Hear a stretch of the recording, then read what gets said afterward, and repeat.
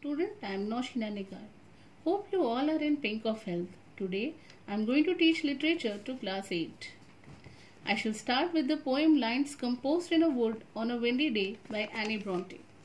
Annie Bronte, born on 1820 and died 1849. The youngest of the three Bronte sisters. Her work was first published in the collection Poem by Currer, Ellis and Acton Bell, 1846. The poem is a lyric consisting of 3 stanzas. Each stanza has 4 lines.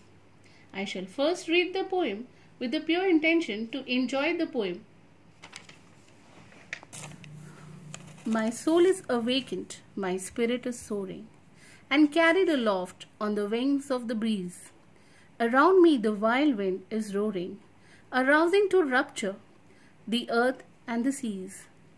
The long withered grass is the sunshine in glancing. The bare trees are tossing their branches on high. The dead leaves beneath them are merrily dancing. The white clouds are scudding across the blue sky. I wish I could see how the ocean is lashing the foam of its billows to whirlwind of spray.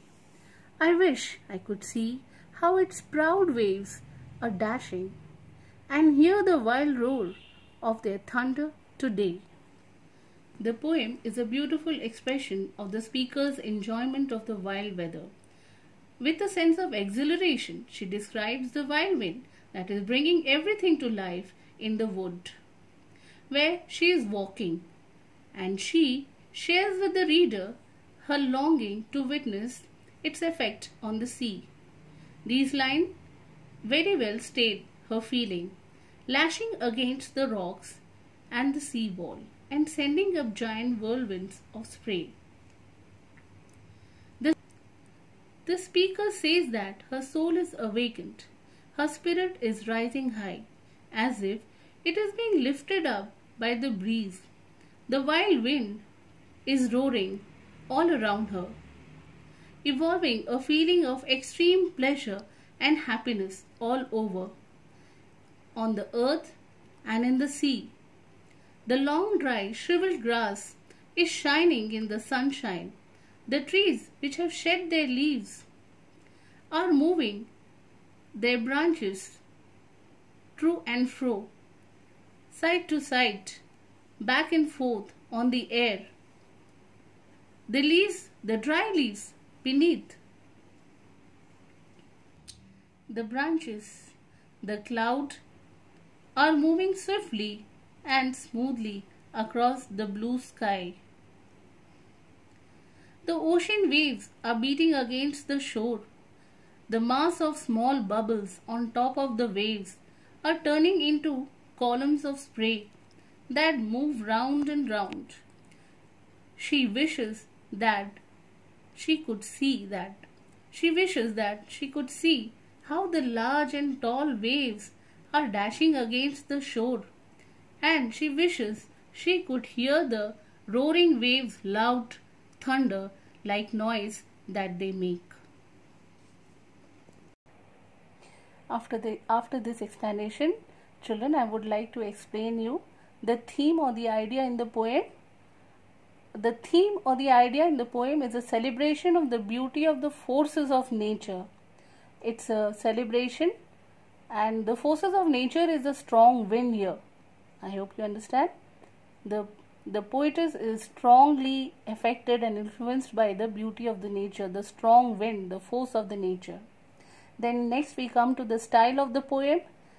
As I have already mentioned, the style is that the poem is a lyrical poem, so it's lyric in form.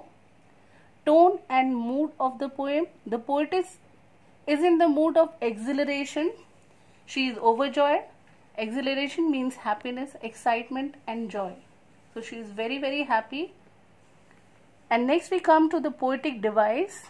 What are poetic devices? Poetic devices are the technique used in the poem writing. So here basically the poetess has used one particular poetic device which is very predominant in this poem, that is personification. What is personification? Personification is the quality or the attributes of human character in an inanimate thing. Inanimate things means things which are dead or lifeless thing, and it's a human characteristics to something non-human. There are some examples of personification in this poem. You can go through the poem. There are lines such as, the wild wind is roaring, arousing to rupture the earth and the sea. So you see, the wild wind is roaring. It's a characteristic, it's a quality, and it's a wild wind which is roaring here. So this is the use of personification. Then there is another one, like the dead leaves beneath them are merrily dancing. It's dead leaves which are dancing as humans. And then there is another example, the proud waves. So there is a quality given, a human characteristics given to the wave, that is the proud wave. So children, we must also know the purpose of the poem. The purpose of the poem is to arouse in the reader an appreciation for the beauty of the power and the force of nature. And the last part which we need to discuss is the rhyming scheme here. It has alternative rhyming scheme, and the first line, you can see that the first line last word rhymes with the third line last word, and the second line last word rhymes with the fourth line. So the rhyming scheme here is A B, and it is rhyming alternatively. So here we come to the end of the poem, and we have finished this poem. Hope you all understood well. Question and answer shall be uploaded in the upcoming video. Thank you.